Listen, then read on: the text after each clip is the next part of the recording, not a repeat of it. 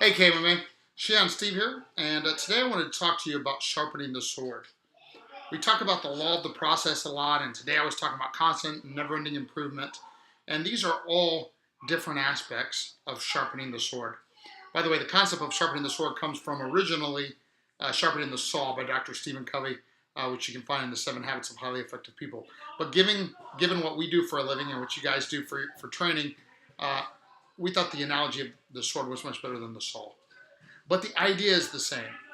You know, the original story went that there's this man out in the forest and he's trying to cut down trees and he's sawing and sawing and sawing. He's been trying to saw all day. He's sweating. He's been getting a good workout, but he's not having fun. And somebody comes up and says, "Hey, what are you trying to do?" He says, "I'm trying to cut down this tree." And the gentleman that came up offered the suggestion, "Well, perhaps if you sharpened your saw." He said, I don't have any time to sharpen the saw. Can't you see I'm trying to cut down this tree?"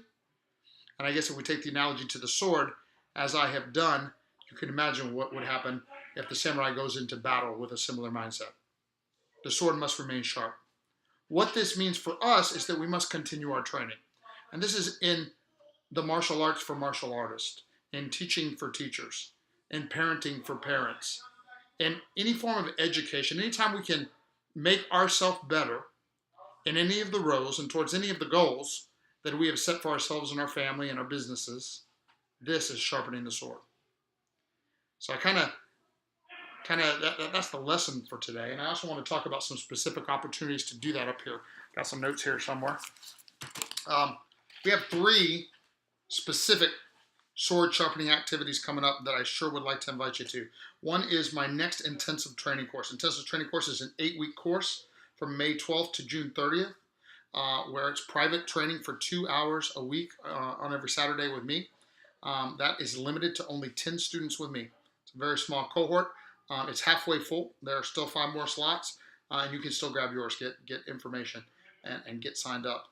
The next is near and dear to my heart. It's the Certified Instructor Training Program. One of my favorite compliments here at KMMA is all the naturals that we have and how amazing they are at empowering lives through martial arts. And while I was blessed with some amazing clay from some amazing people. Some people that came in here already with great gifts that God put down in them. But the way that we sharpen that and the way that we develop it is through our Certified Instructor Training Program.